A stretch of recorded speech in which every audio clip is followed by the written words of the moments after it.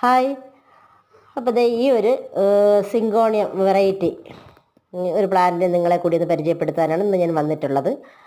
ഈ കാണുന്ന സിങ്കോണിയം നല്ല ഭംഗിയുള്ള ലീഫൊക്കെ ഉള്ള ഒരു സിങ്കോണിയാണിത്. അപ്പോൾ ഇതിൻ്റെ ഒരു ലോങ് വീഡിയോ ഞാൻ ചെയ്തിട്ടുണ്ട്.